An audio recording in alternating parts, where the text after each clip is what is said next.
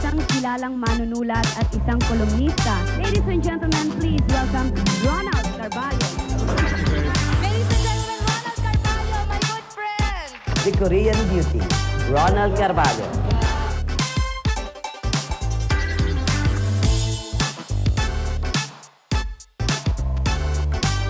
Direct Kwentuhan with Ronald Carballo.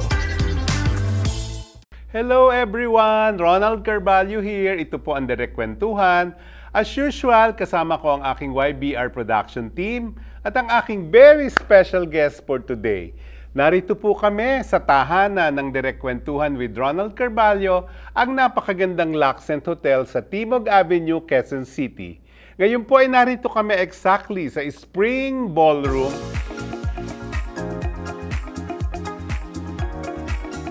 Today, ang aking very special guest ay isa sa mga natatanging alagad ng sining sa industriya ng TV at pelikula na siyang tumuklas at humubog sa talento ng mga mahuhusay at premyadong screenwriters ng bansa.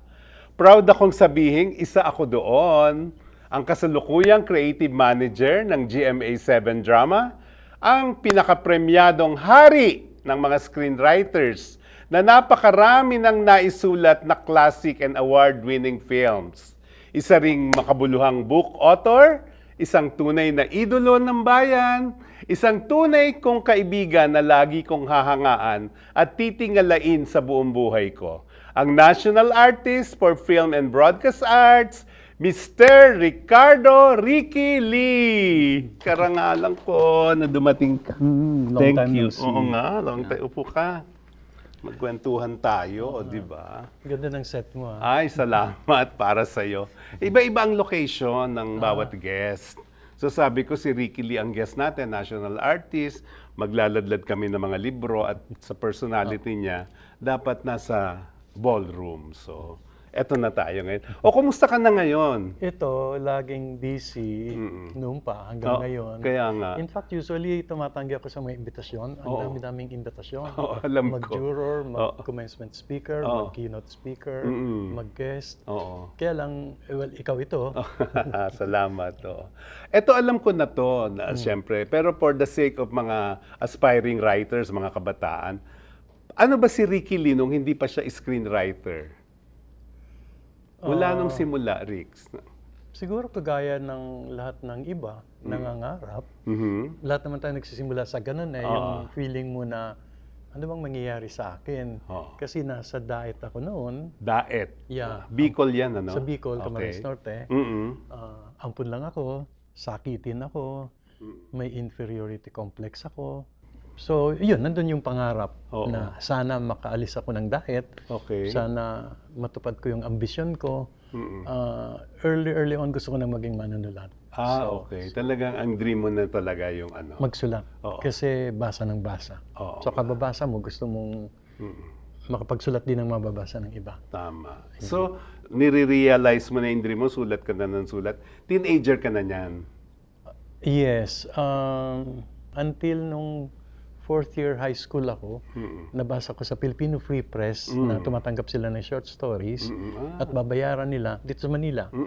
So, yun, nainganyo ako. So, nagsulat ako ng isang short story and then nilakipan ko ng sulat para doon sa editor na sinabi kong orphan lang ako, may pangarap ako makapagsulat, gusto kong makaalis dito sa Bicol, and so on and so forth. I think naawa siya doon sa sulat na kalapit kasi parang hindi naman ganun kaganda yata ang kwento ko noon. Hindi ko alam eh. Anong kwento yun? Naalala mo pa? Yeah, parang yung legend ng Mayon Volcano, ginawa kong parang modernized na kwento. During that time pa rin, pero mas modern na yung pagkakakwento.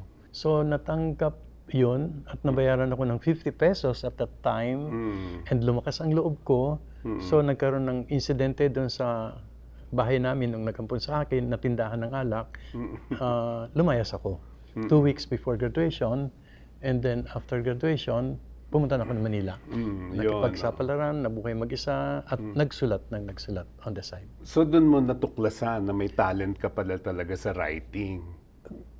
Yes, na may talent ako sa writing at na pwede akong mabuhay sa pagsusulat kasi nababayaran ako ng pagsusulat. So actually, nag-solo ako noon. So kung anong trabaho ang pinasok ko, nag-waiter ako, nag-accounting clerk, nag-salesman at lahat. Pero laging on the side, nagsusulat ako Galing. at nagsasubmit sa magazines para may extra money. So that time, puro short story muna. Puro short ganyan? stories lang. Oo. Oo. Buti sinabi mo na nagwe-waiter ka, etc. Oo. Ano pa yung mga greatest challenges na hindi mo malilimutan?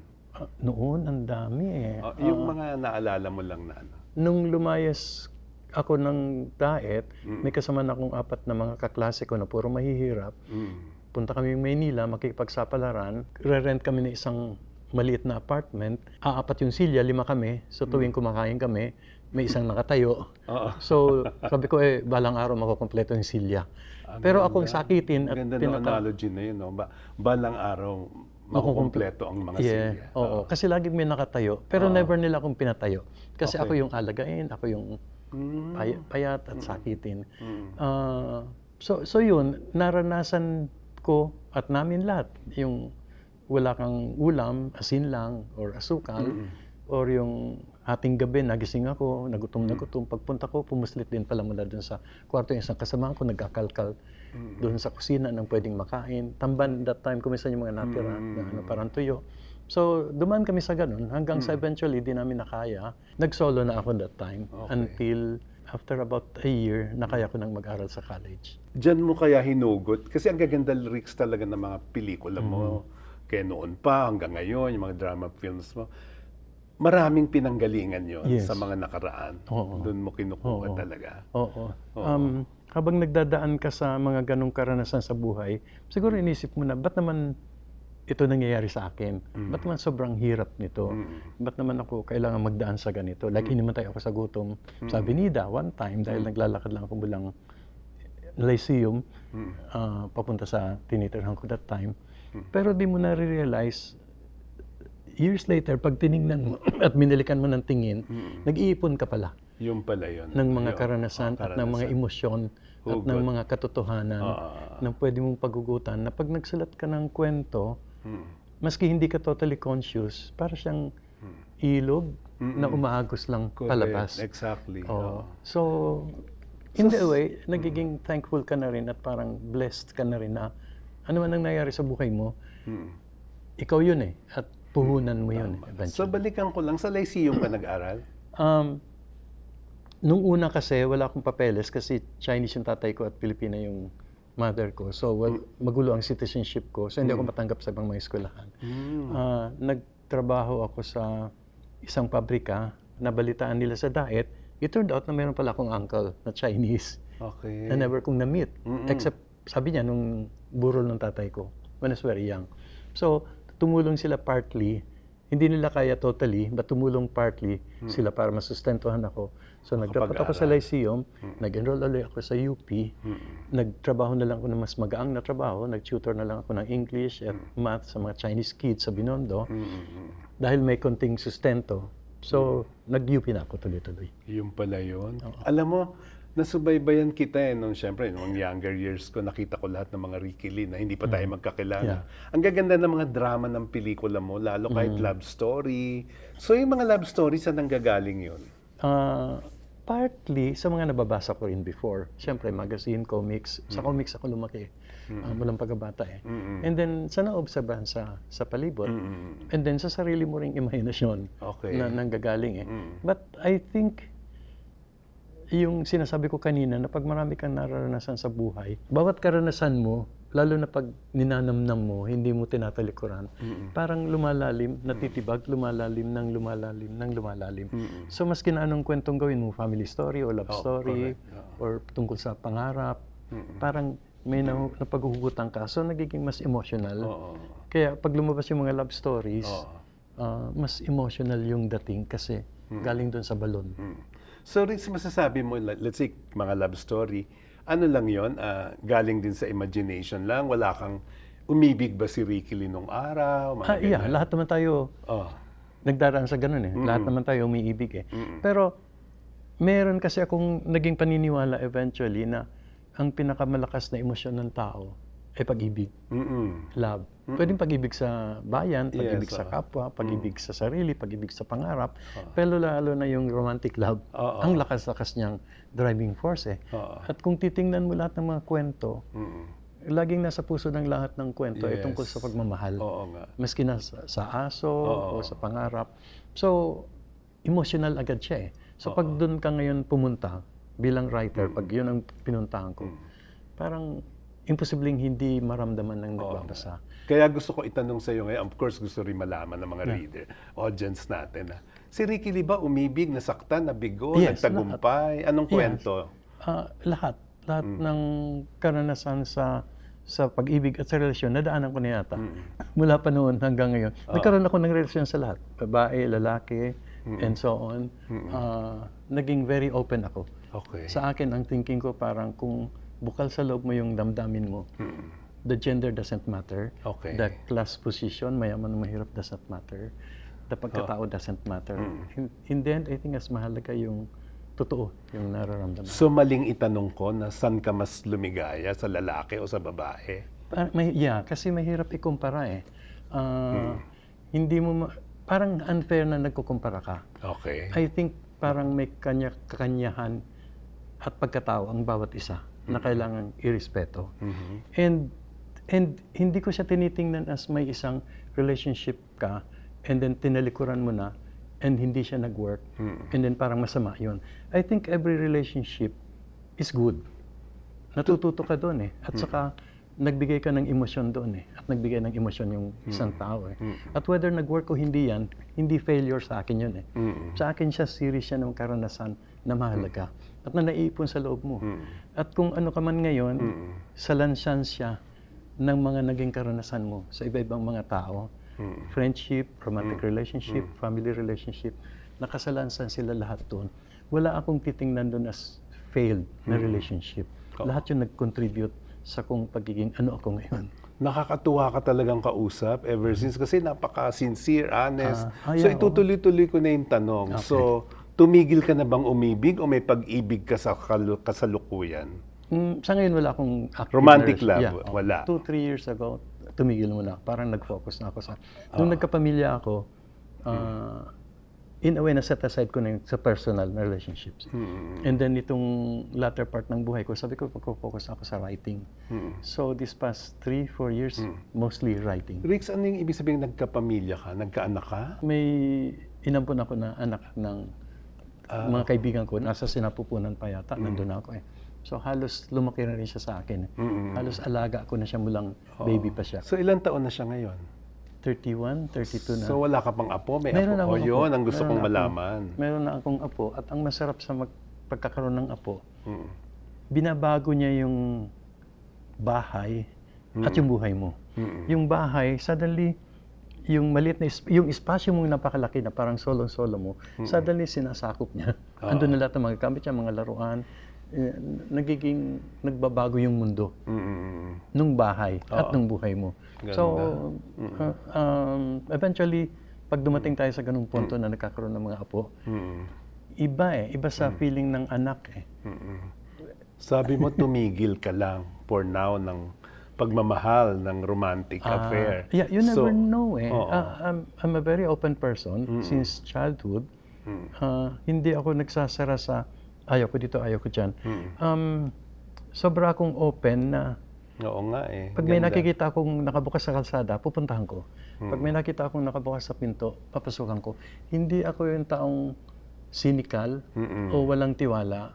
In fact, lagi kong sinasabi sa iba na despite yung dami kong naranasang malulungkot at in a way, masasamang karanasan sa buhay, marami rin akong masasaya at masasarap na karanasan. Never akong naging bitter or cynical. Open pa rin ako. Ganda. So,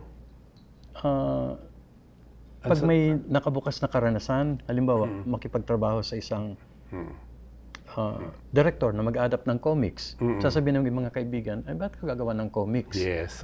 Si Ricky Lee ka na. Sabi ko, anong problema kung Ricky Lee ako? Hindi naman mababa ang comics at maganda yung material. Or naging open akong mag-stage play, kung saan-saan. Kung saan-saan. Yeah. Kaya ka nga naging national artist. Siguro. Kasi napagdaanan mo yung dapat mga sangasangang landas. Yes. Kaya maski sa personal relationships, sa friendship, sa kung ano man ng klaseng relationship, hindi ako nagsasabing sarado na, masama yan, o wag yan. I mean, nagjo-journey tayo sa buhay, naglalakbay tayo, walang kalsadang nakasara.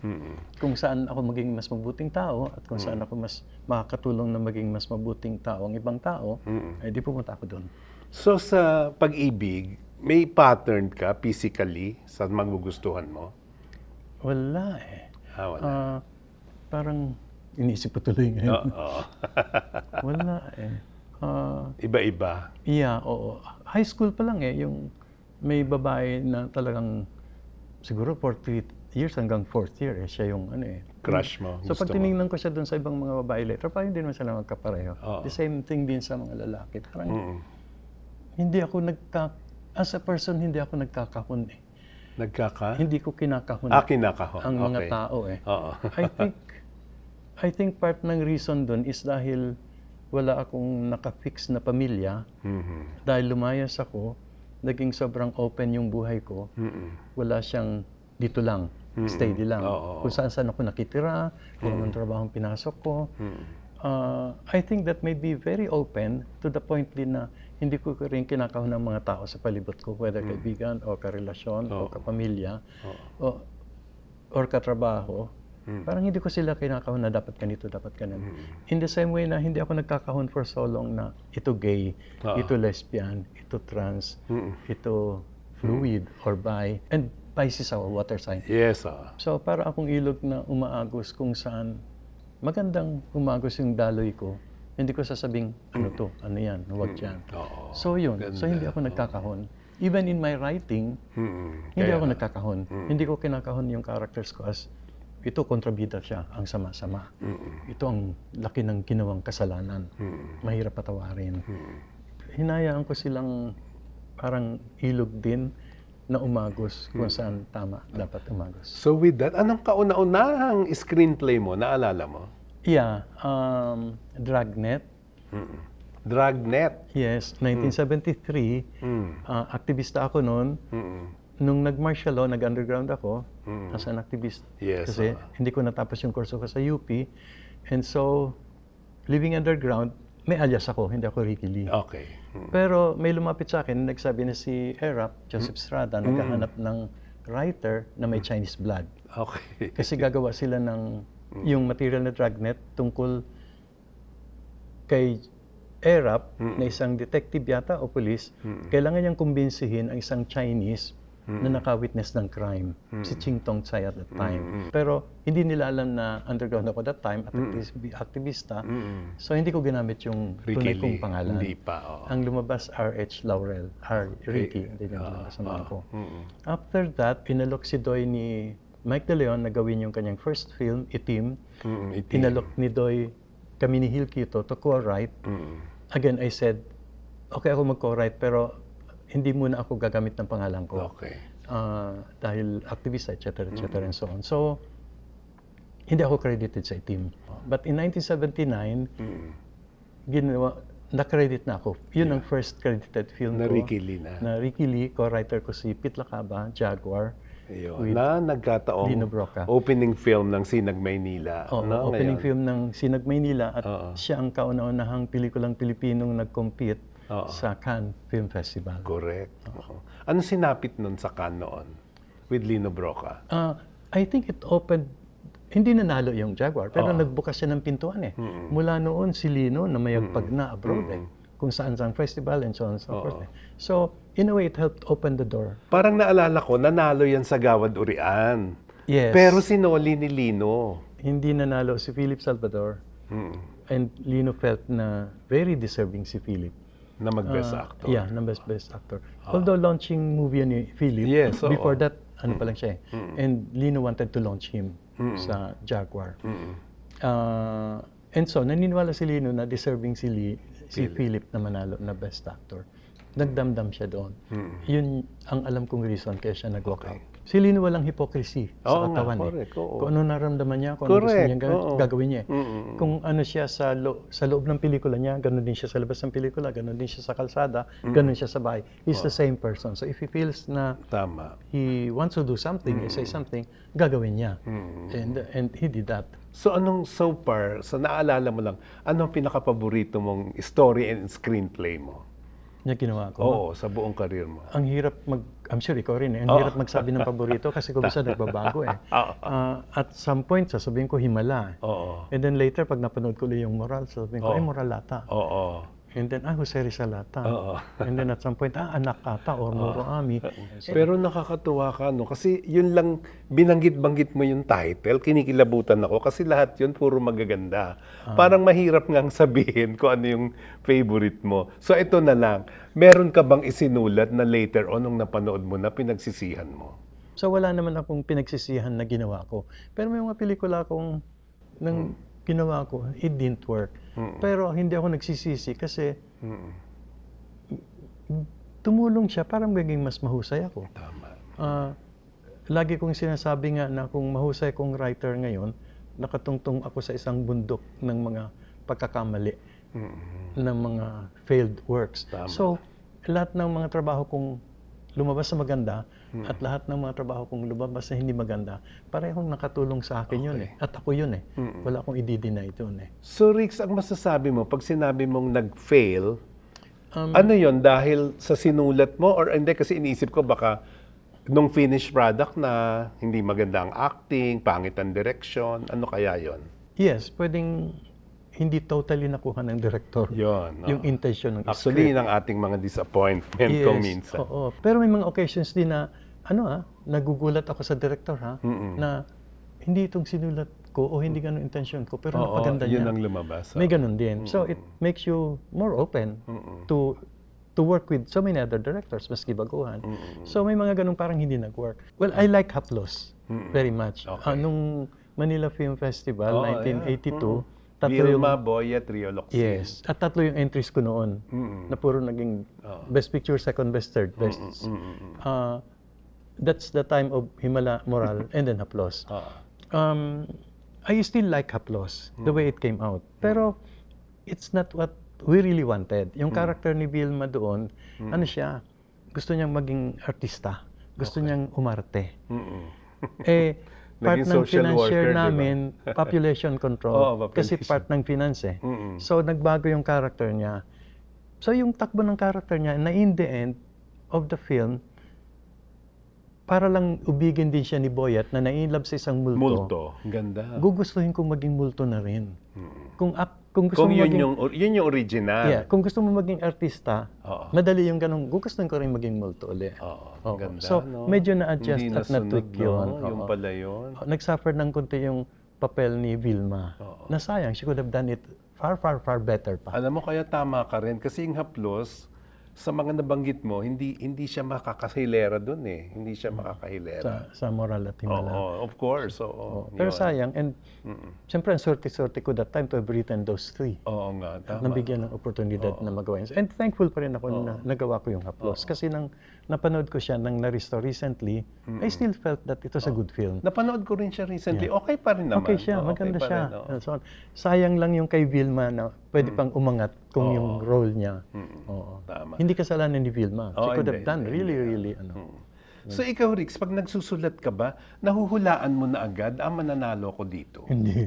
Hindi, Mahirap. hindi. Ang hirap, diba? Up to now, hindi Oo. mo malalaman. And when we were doing last year, when I was co-writing both Green Bones and Isang Himala, Okay. although sabi ko, mukhang matino pareho itong dalawang pelikula to, magustuhan ng mga tao, hindi mo alam kung how far yung magiging journey ng dalawa eh. At how far yung magiging pagtanggap eh. Yung naging pagtanggap sa Green Bones was much more than what I expected. On the other hand, yung naging pagtanggap sa Isang Himala was less than what I expected. So doon pa lang sa dalawang pelikulang yun, hindi na nagbalanse sa thinking ko eh. But wala ka namang masisisi eh. Ano yan eh. Hindi mo yan kontrolado eh. So Rix, you never know. Speaking of Himala, Ano nangyari doon? Parang nung una nakita ko Piolo Pascual na yon, ibang grupo. No, Tapos biglang napunta sa iba. Nung nagulat ako nung papanoorin ko na, parang iba to sa mga nabasa kong press release. Dalawang grupo yung lumapit sa akin. Yung grupo ni Vince Tañada lumapit. Ng Piolo, di ba? Parang ganon. Ang inaay nila na magpida. At fan na fan ng Himala si Vince Tañada. At impressed ako sa kanya. Alam niya lahat. And he wanted to do it. At ang dami na niyang ginawa. Music, lyrics, and everything. On the other hand, gusto rin gumawa nitong... Yung nasa pelikula. Yung naisa pelikula. Nina Pepe Joc, no?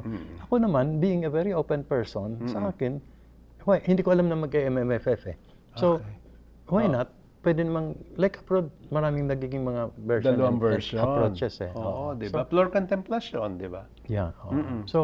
So why not? Okay naman. And I feel blessed. I felt blessed nga. Sabi, at least yung Himala, nabubuhay siya in so many ways. And nakita kong sobrang ibang-iba yung dalawang treatment. So, inano ko. But, ayun, sadly, yung isang napili sa MMFF. Pero wala ka namang commitment dun sa nauna. Wala pa namang pinirmahan. May verbal commitment. Okay. Na ano. At sinusuportahan ko rin that time. Nag-meet din kami ilang beses ni Vince. Kaya lang mas nauna na yung isa. Yeah. And ngayon, ini-encourage pa rin namin siya, ni Nabong, at ng mga kaibigan niya na nandyan na yan eh. Pwede pa rin gawin yan eh. Whether stage play muna o film. Nandyan na eh. Sayang eh. So yung nabanggit mo kanina, i-emphasize ko lang, yung napaka-common sa'yo talaga nung sa awards night, ikaw, sarili mo rin ang kalaban mo, di ba? Nung Moral Himala Applause, yun yung tapos so ikaw na ang nanalo, no? Meron bang na-nominate ka pero hindi ka nanalo? Ay, oo. May mga ganon? Oo naman, laging... Sinong mga nananalo na natatandaan mo pag hindi ka nanalo? Isa sa pinaka-painful na experience ko happened nung palabas yung Brutal. That was before Himala. Brutal, That's 1981. Ami Austria, Yeah, oo. And medyo baguhan lang ako sa industry at that time. So, nang ginawa namin yung Brutal, everybody was congratulating me. Ako, gusto ko yun. Sina Mike De Leon, and so on. Ay, Ricky, ang ganda, etc., and so on. So, nang nag-screening siya sa Gotesco, sa Manila, pagbaba ko ng staircase, nasa baba yung mga tao, nagpapalakpakan sila. Parang, yung ko lang naranasan to na pagbaba ko, talagang pinapalakpakan ako. Pagpunta namin ng reception sa restaurant, tayuan sila, nagpalakpakan. Sa akin, hindi lang kay Marilu, sa writer. Writer naman, bihirang ganun ka na-recognize. So, tuwang-tuwa ako. So, nung dumating yung MMFF, yung festival, nanalo si ganito Brutal. Everybody was telling me, Ricky, mananalo ka, congratulations. Congratulate. And then natalo ako ng taga sa panahon, I think, kay Jocar. Iniyakan ko yun. Talagang may ganun ka rin talagang moment, that time, it really broke my heart kasi yung expectation ng lahat at saka expectation mo sarili mo at saka baguhan lang ako noon eh. May ganun pa eh. But so yun, sobra akong nalungkot noon pero sobra akong natuto na hindi measure ng achievement ko ng success yung award. It matters, yung awards, they matter, but they're really not that important. Okay. But they matter kasi it can affect. So after nung iniyakan mong yun, hindi na naulit yun? Marami na, Pero natetake ko na awards body yan at kanya-kanyang opinion at maraming situation. So, pag tinignan mo ang filmography ko, yung mga pelikulang sabihin nilang isa sa mga magandang pelikula ng dekada, like Karnal, hindi naman ako nanalo sa Karnal ng screenplay. May mga screenplays naman ako na hindi ganun kagandahan sa tingin ko compared sa Karnal, halimbawa, pero hindi naman nanalo. Pero nanalo. So, nakikita ko na ano yan eh, opinion lang ng isang grupo ng mga tao. Hindi ako dapat sobrang maapektuhan. Pero naapektuhan ka pa rin. Siyempre, may konti pa rin disappointment. So, sa dami na ng awards mo, hindi ko na iisa-isahin pa. Maalala mo kung mga ilan more or less na? 80? Mga 80 or 90. Parang binilang namin last time. Ang marami life achievement. Kasi, ang dami-daming gumagawa ng awards and then may life achievement. So, sabi ko ilang beses ako yung nabuhay at namatay dito sa bawat isa dito. Ayun, maraming life pero Gawad Urian, mas marami. Well, may life achievement award ako sa Urian. So may life. Di ko alam kung ilan eh. I think Jaguar won sa Urian. I don't think Himala won. Sorry yan. Himala actually kukunti ang award eh. MMFF lang eh. Hindi ko na alam later eh. Ako, Rick, sabi mo nga, binabasa mo rin naman ako. Yeah. Very open ako na Sobra. sa dami ng sinabi mo, na ginawa mong pelikula, less favorite ko ang Himala. Marami akong Norang gusto, pero hindi ko nagustuhan masyado yung Himala. Kahit sa mga ginawa mo din, lagi ko to sinasabi, ang daming Ricky Ling mas magaganda for me kaysa sa Himala. Ganon din kay Nora. Ang dami niyang pelikulang mas gusto ko, pero hindi ko number 1 yung Himala. Mga ganon. And I think it's good na it's like that. Otherwise, balik ako doon sa pagkakahon. Otherwise, kung lahat tayo pare-pareho ng opinion, ang Himala ganito, ang Colonel ganito, nakakahon na tayo lahat, parang hindi nagiging organic ang mga bagay-bagay. Hindi nag-grow. So, parang masarap na may mundo where somebody will say na gusto kong Himalang trabaho mo. Somebody will say it's Rizal, somebody anak, Okay or so on. So, parang mas masarap sa aking pakinggan kaysa lagi na lang paulit-ulit lang yung isang pelikula. And I think it's interesting din na makita na ay may ibang tao, may ibang punto de vista. So, chance ko rin yun na mag-grow. Tama. Mag-improve sa craft ko. Rix, ikaw bilang national artist ka na rin ngayon. Nakatrabaho mo ang both national artist na director, Lino Broca and Ishmael Bernal. And Marilu. Oo, yan. Kung papipiliin ka sa kanilang tatlo, sino yung pinaka naging mas convenient sa yung katrabaho? Mas mahirap mamili between Marilu and Lino. Kasi pareho silang naging kaibigan, malapit na kaibigan. Silang dalawa. Pero kung yung director na mas kilalang kilala ako bilang writer, si Marilu. Okay. Alam niya lahat ang mahulaan na niya and so on and so forth. Mas si Marilu ang pinaka-komportable ako. Pero si Lino yung naging close friend in a way. Close friend meaning naghihinga siya ng personal problems or nagkakwentuhan kami. So, ang hirap mamili doon sa dalawa. Masarap katrabaho si Bernal kasi he will push you. He will push you to the limits. Na hindi siya, okay na yan, maganda na yan. Pukpok siya ng pukpok sa'yo. Matutuliro ka na kapupukpok. Pero in the end naman, maganda nga lumabas eh. Tapos naging national artist ka na, tapos very close ka rin kay Nora Honor na naging national artist na rin. Yeah. Kumusta yung naging friendship mo with Nora talaga, na hindi alam ng tao? Naging tatay-tatayan ako. Ni na Ian, ni na Matet, ni na Kiko at Kenneth. As in tatay-tatayan na ako ang naglalabas sa kanila, ako ang nagbibigay ng allowance nila. Pag nag-abroad si Guy, may iwan siyang isang briefcase. Pagbukas ko, puro pera. Ano ito, Guy? Yan ang panggasolina ni Ian. Diyan hihingi si anong, etc. and so on. And nanalis sila. So, naging close ako. Kaming dalawa, partly because, yun, tatay-tatayan ng mga bata. But, finally, I think naging close kaming dalawa kasi marami kaming pagkakapareho. Pareho kaming sobrang mahiyain. Pag papasok kami sa isang affair, nagtatago yan sa likod ko. Kung mahihain, wala akong mapagtaguan, so napapalitan akong humarap. Nahihiya sa pag may mga taong Inglesero, o mga sosyal. Ako nahihiya din ng ganon. Nahihiya siya pag may okasyon na papasukan. Ako nahihiya. Hindi ako mapasok sa isang party or meeting kung wala akong kakontratang kaibigan o director. Up to now, nahihiya akong ganun. Feeling na parang I don't belong. I think may ganun din si Guy. Sa taas ng narating niya, lagi siyang may feeling na wala siyang karapatan pa rin. Na ang liit-liit niya and she does not belong. Magkapareho kami halos doon. Siguro sa kanya times 10. Nagkakaintindihan kami in so many ways.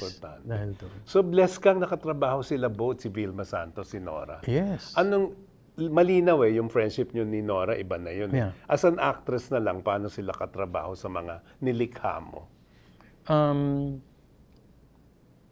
In a way, hindi in all ways. In a way, madaling katrabaho si Vilma. Okay. In a way, mas madaling katrabaho si Vilma. Dahil? Ngayon lang ako tinanong ng ganito eh. Napakagrasyosa niya and she's very nice and kaya ko siyang, naging magkakilala kaya kami, in a way, kaya ko siyang ilagay, ganito si V, ganito si V. Ang bait niya kasi. At sasabihin niya sa akin. Si Nora, mas may kuminsan hindi ko alam eh.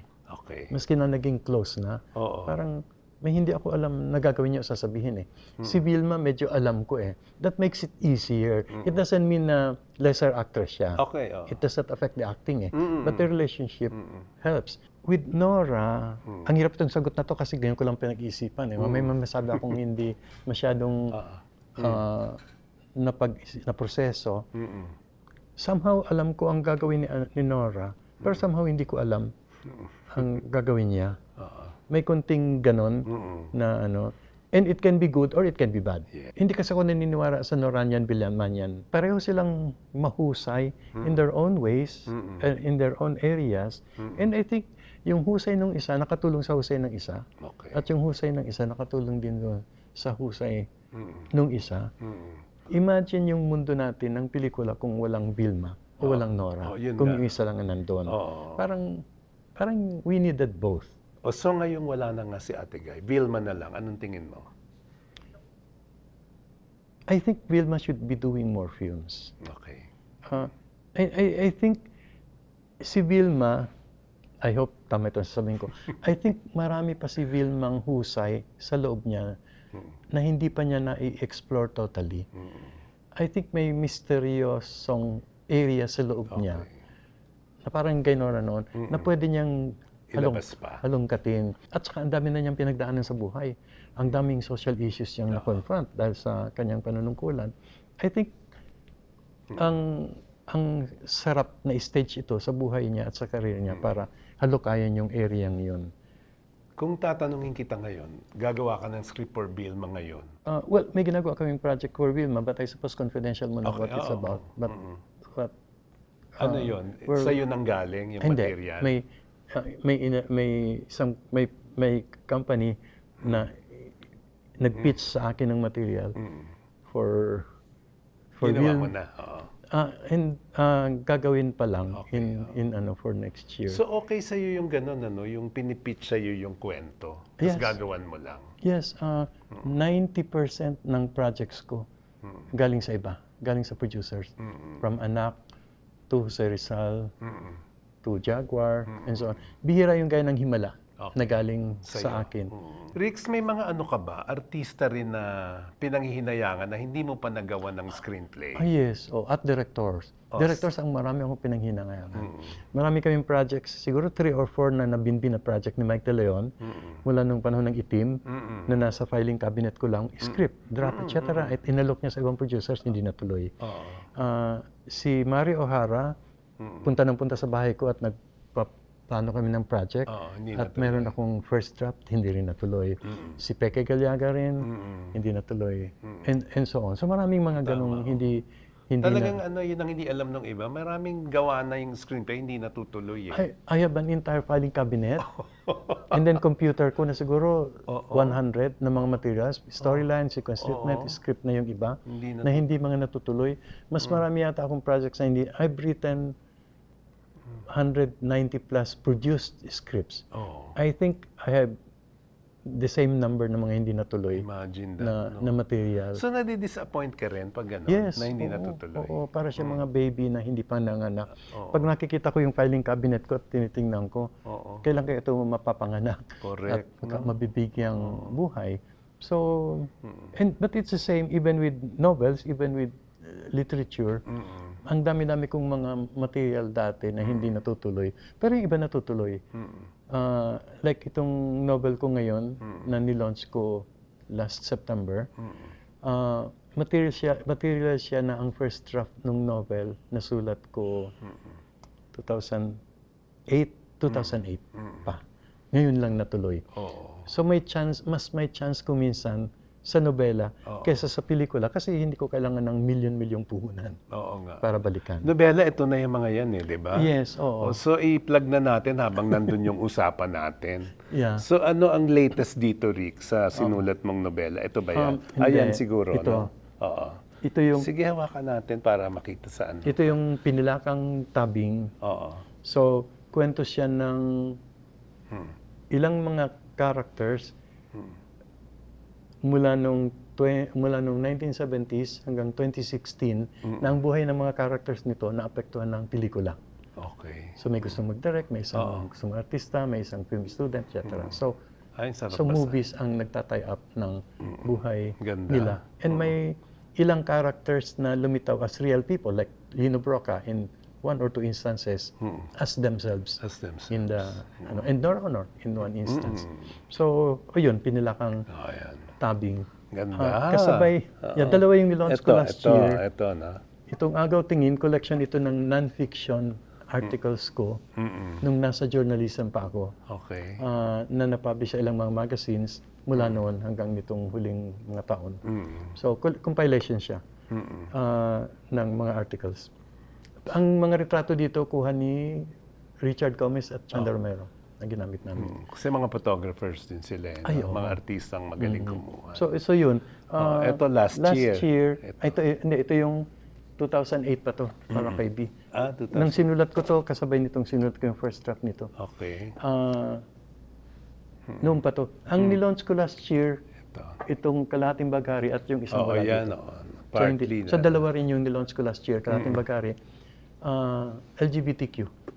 Karanasan ng mga member ng LGBTQ for 50 years, mula noong 70s uli hanggang present time. So ganun. And then, novela, kabilang sa mga nawawala, tungkol sa mga desaparecidos. I think, madaling mapansin na sabay-sabay akong magsulat Oo nga. or mag-publish. Pelikula, libro, paano nga yun? Paano mo nga ginagawa yun? Kasi wala akong focus. Oo. Mahina ang concentration ko. Hindi ako makafocus sa isang trabaho. Oo. Hindi ako mapakali. So, not by choice, lilipat ako sa kabila. Otherwise, walang mangyayari. So, sabay-sabay.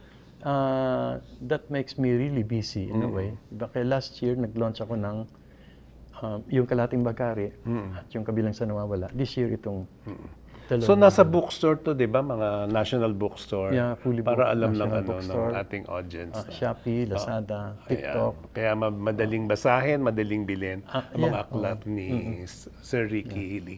Ngayon, tatanungin kita, total nabanggit mo na. So nawawalan ka rin ba ng mood magsulat? Tinatamad ka rin? Paano mo Yes, pinaglalabanan yon? Yes, lahat naman tayo hindi laging ginaganahang magtrabaho. Pero ang thinking ko sa pagsusulat kasi, trabaho and being. Ibig sabihin, humihinga ako bilang writer, being ko bilang writer. Kung ang being mo ibon, hindi ka pwedeng walang ganang humuni Lumipad. at kumanta. Oo. Kung ang being mo bilang panadero o doktor at yun din ang trabaho mo, hindi ka pwedeng sa harap ng mga pasyente magsabing wala akong gana ngayon mag-opera o manggamot. So parang obligasyon mo sa trabaho mo at sa being mo, sa pagkatao mo na nasa mood ka man o wala, gawin mo ang dapat mong gawin. And so every day I write. So ginawa ko siyang ritual. Ang galing. Pag ritual kasi hindi ka nakadepende sa mood. So every day, may sakit man, may gana man o wala, may deadline man, may premyo man, etc. I wake up at 3 or 4 in the morning, diretso ako sa computer, yun ang kauna-unang ginagawa paggising, and then magsusulat ako ng magsusulat. Maski na pangit ang masulat, maski na walang deadline, maski na hindi magagamit, I have to write kasi I'm a writer. Yeah, modesty aside, marami akong pelikulang nag-Grand Slam. Oo naman, Lorna T. Lorna T. diba? sa Narito ang Puso Narito Ko. ang Puso. Si Oropesa, I think, sa Oo, Bulaklak, si Maynila. Elizabeth Oropesa. Oo. Si Dennis Trillo sa Ice Timas. Correct. Oo. Si Julian Santos sa Sabel. Vilma sa Relasyon. Nora sa Andrea, etc. correct. I mean, nagyayabang ako kasi kasi I think Tama masarap naman, yung oo. pakiramdam na part ako ng mga pelikulang correct. nagpatunay kung gaano sila kahusay. Yeah. Kung gagawan mo si Sharon ng material ngayong 60 na siya, anong sa tingin mong bagay? Politician Okay. na nasa isang posisyon siya para gumawa ng dapat gawin maski na labanan niya yung agos ng kung ano man, agos ng corruption or what. Ganda. Siya yung naninindigan at lumalaban. And solo movie, meaning siya lang, Solo, hindi siya may kapartner, hindi love story, kundi kwento niya kung paano. Off my head, ayun. Sa mga veteranong aktor na lalaki, sinong gusto mong masulat pa ng screenplay? Si Boyet, gusto kong gawin ng pelikula na iba sa usual niyang ginagawa. Okay. At iba sa usual niyang acting. At yung hindi aasahan ng tao, pati itsura niya na may iba. Hindi ko alam kung ano yun, pero kung gagawa ko sa kanya, gagawa ko ng ibang-iba talaga. Tama, oo. Hindi yung kung ano man hinihintay natin na klase ng pelikula. So lahat, Rix, itong mga nangyayari sa'yo ngayon, yung lahat kung ano ka na ngayon, naisip mo ba yan? Na-imagine mo na Hindi. mangyayari sa'yo? Hindi, ang for so many years, for so long, ang iniisip ko lang how to survive. Saan ako kukuha ng pagkain, maski nung nag-aral ako sa UP, saan ako kukuha ng pang-lunch o pambili ng typewriter. So for so long, it was an issue of how to survive eh. And then later nang napasok na ako sa ganito, nag-enjoy ka na sa mundo eh. Okay. And satisfied ka na ang saya-sayang nasa mundo kang ng pelikula and then mundo ng literatura. Parang hindi mo naman inaambisyon na mas tumaas ka pa doon kasi enjoy ka na eh. Kaya yung sa national artist na karangalan, nang dumating siya, siyempre masarap. Siyempre parang itinatangi ka. Suddenly, kasi kukunti lang. How precious eh. So, masarap, pero may certain awkwardness din sa part ko. Uy, anong kaibahan for you ng pagsulat ng libro at ng screenplay? Libro, akin. Akin siya mulang simula hanggang huli. Okay. I involve people. Yes. Nakiki-brainstorm ako, may readers ako, nagko-comment sila, nakikinig ako sa comments sila. So hindi naman ako solo, akin to. Hindi ko naman siya kayang solohin na ang husay-husay ko. So maraming tumutulong. Pero akin yan mulang simula hanggang end. At lahat ng desisyon akin. Sa pelikula, iba, no? Iba. Oo. Ikaw, I'm sure naranasan mo yan. Pelikula at TV lalo pa. Maraming nakasawsaw na ano. Yung iba, okay na may nakasawsaw at for good. Yung iba, for bad or for worse nangyayari eh. So may ganung circumstance doon. So sa nobela, responsibilidad ko lahat ng nandito. Correct. Pati mga punctuation marks. Sa pelikula, nababago yun ng director, no? At hindi pwedeng sabihin ng ibang tao na hindi malinaw yung motivation ng character. Hindi ko pwedeng sabihin nasa script yun. Nasa Kailang script, sa pagkakashoot o sa pagka-artista o sa anggulo ng mata, nag-iiba ang motivation dahil pa lang doon. Maski lighting, pwedeng baguhin eh. Yun. Rix, yun nga ang point ko. Ikaw, kasi kami, yung mga lahat nang galing kami sa'yo, lahat kami nangarap maging director eh. Like ako, ang motivation ko kung ba't ako nangarap maging director, from TV pa lang, hindi na i-interpret ng maayos yung script ko. Lalo sa pelikula. Ba't ikaw, hindi mo pinangarap maging director?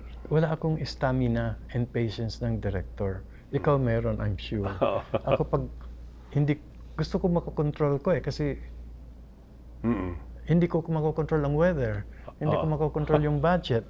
Hindi ko makokontrol yung hindi available si ganito. Sorry, yung artista may ganito. Sa computer, kontrolado ko lahat yan. Pwede kong paulanin, pwede kong magkano. Sa set hindi hindi marunong umarte itong artista. So happy ka na talaga na ikaw si Ricky Lee na screenwriter, book author, and national artist. I feel so blessed. I feel na bilang ako, I mean, hamak, narikili lang naman ako nang pumasok sa industriya. I feel so blessed na kinupkup ako ng industriya. Tinulungan ako ni Lino, ni Ishmael, ni Melcholo, ni Marilu, ni Ruiz, ni Nora, ni Vilma. Parang kinupkup nila ako so that I would be able to do all these things na nagawa ko. Parang, ano mairereklamo ko? Parang sobra akong naging blessed and naging masaya sa mundong ito. And that's the reason why I keep doing workshops since 1982. Up to now, I keep doing free workshops. Saka yung ikaw lang yun yung free ang workshop. Yeah. Hanggang kailan mo gagawin tong mga ginagawa mo? Pag tumigil ako magsulat, parang namatay na rin ako. So hindi ka pa nakakaramdam na napapagod ka na? Hard worker ako eh. Okay. Hindi ako tumitigil eh. Nang natapos ko itong nobela ng Pinilakan, suddenly, nagigising ako sa umaga na nawalan ako ng purpose, wala akong gagawin ngayon, ano gagawin ko? Hindi ako mapakali pag wala akong gagawin. Ang pinakamasamang pwedeng mangyari sa akin, sa feeling ko is, mawalan ako ng silbi. Gaano mo katagal sinusulat ang isang screenplay? Depende. Pinaka-maiksi sa Bell, 3 hours. Wow. Kasi, isasali nila sa festival, sa contest. The next day na ang deadline. Nag-meeting lang kami the previous day, walang storyline yan, walang sequence treatment. Meeting lang na Mother Lily at ni Joel. And the next morning, isang typing, and then sinapit namin. So 3 hours. Sinner or Saint, biyahe from US, so siguro mga 6 hours. On the other hand, mga Moral and Himala took months. Yeah. On the average ngayon, 1 month. Kung may pagsisisihan ka o pinagsisisihan ka sa buhay mo, ano yon? Like, siguro, sana bumili ako ng sarili kong bahay. Talaga? At lot. Wala pa rin akong sariling bahay pag pinalayas kami doon sa nirerentahan namin bahay. Hindi ko alam kung saan ako lilipat. Ang dami-dami kong gamit ngayon. So, laging worry ko yun. Hindi kasi ako marunong mag-ipon ng pera. Hindi ako marunong humawak ng pera. Lumalabas agad. So, siguro yun. Sana naging mas wise ako sa pera. At nagkaroon ng bahay. Bahay at lote. Yun. Sa emotional and relationship aspect, maraming mga taong tumulong sa akin noon na hindi ko na nabalikan. Yung editor ng magazine na nagbigay ng break sa akin, probinsyano ako, na nagpadala ng at marami pa siyang pinablish na works ko. Hindi ko na siya nabalikan. Maraming mga taong tumulong sa buhay ko nung panahon mga taghirap ko na sana pinagpaguran kong hanapin. Yung iba nawala na, namatay na, or hindi ko na alam kung nasaan. Sana nagawa ko yun. Kasi, and I'm sure, eventually, sa ngayon baka hindi maintindihan ng mga kabataang manonood. But through the years, you will realize na may mga pagkakataong nag-meet kayo ng isang tao na yung halaga niya, malalaman mo lang later. So, dapat i-appreciate mo bawat tao na nami-meet mo. At na nagkakaroon kayo ng magandang relationship. Every single person na nagkakaroon kayo ng magandang relationship sa buong buhay, huwag mong bibitawan. Maski hindi kayo physically nagkikita, huwag mong bibitawan. Kasi through the years, later on, pag lumingon ka, ito pala yung mga mahalagang tao. And kung minsan naubos yung panahon ko dun sa mga taong hindi mahalaga, dapat pala na-appreciate ko na ito yung mahalaga. At kinonserve ko sila, nireserve ko sila. So I think, hindi ako naging ganong kahusay sa pag-discern sa ganong sitwasyon. Ganda. Riggs, alam mo, dati na kitang kilala pa, alam ko nang ganyan ka nga ka-open, pero ngayon nag-uusap tayo ngayon. Tuwan-tuwa ako kasi yung pagka-open mo na alam ko, mas grabe pa pala sa totoong buhay na ganito, na kwentuhan. So kasi, lalo akong magkakalakas loob ngayon na itanong ang aking last question. Ano? Hindi. Ang last question ko lang naman, ano masasabi mo sa take ng mga Noranian na hinututan lang daw ni John Rendes si Nora Honor? Ako, in the end, ipapawaya ako yung kay Guy. I mean, naintindihan ko pwedeng may nagagawang mali at masama yung isang tao at isang tao. Pero hindi naman sorry sa mga Noranians na iba na kung ano man naisip. Pero hindi tanga si Guy eh. Okay. Ganda. Matino at matalino si Guy eh. At alam niya kung anong gusto niya sa buhay niya eh. At alam niya kung paano niya patatakbuhin ang buhay niya. Maybe kung minsan ina-admit niya nagkakamali siya, hindi naging masyadong mabuting ganito at hindi mabuting ganito. But in the end, buhay niya yun. At nagpasya siya na gusto niyang gawin gano'n ang buhay niya. Tama. And bilang kaibigan ako, nire-respeto ko yun. So kung ano man ang naging relasyon niya kay John at ang naging pagtingin nila yung dalawa, ngayong wala na si Guy, ipapabaya ko na sa kanya yun eh. Tama. Ginawa niya, I think, yung sa palagay niya ay tamang gawin. Na lumigaya siya, di ba? At na lumigaya siya. Maybe sa tingin nating lahat, maski ako sa tingin ko, aaminin ko, nagdadaan sa mind ko dati na, ba't naman? Kasi through the years mula nang unang magkakilala sila ni John, nandun ako eh. Kasama ko si Guy nung pumunta kami doon sa... 31 years daw eh, base sa interview ko. Yung binanggit niya na subway, kasama ako noon ni Nagay na nagpunta doon sa bar, the disco.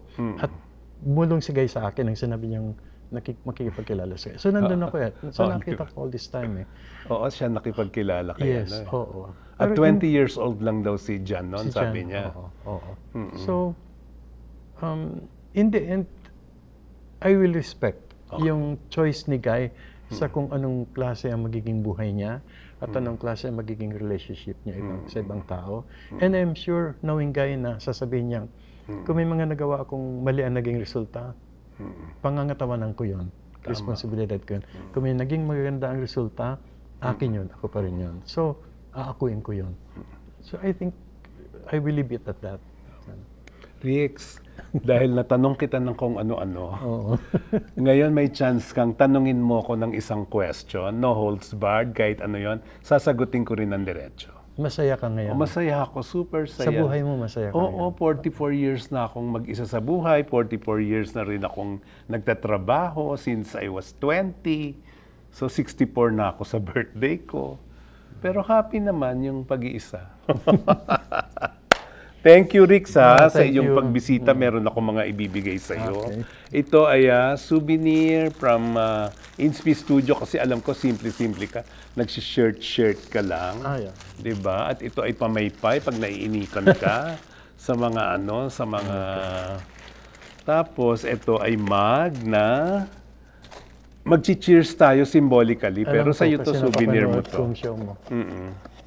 Ayan, mug ng Direct Kwentuhan. Ayan.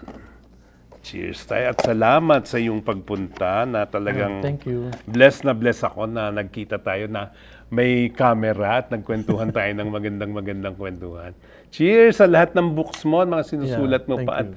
pagiging national artist mo patuloy na tagumpay. Congratulations. Yan. Thank you kay Mr. Dante Castillo, ang Managing Director ng Inspi Studio, na siyang nagbibigay sa amin ng mga shirt, mga caps, itong binibigay namin sa aming bisita na nasa Santa Lucia Mall, Grand East Mall, Shopee at soon sa SM Fairview. Thank you, Leonardo Dadibas, ang aking gumagawa ngayon ng aking mga shirt. Thanks also to Fanny Serrano Salon na nasa Scout Rallo, si Elmer Pacificar. Siya ang aming grooming at stylist. Maraming salamat. Maraming salamat po, Ricky Lee. Thank you so much. Thank you. Maraming salamat sa inyong panonood. Till next week, Direct Kwentuhan with Ronald Carballo. Katotohanan, walang etchingan. Bye! God bless you all!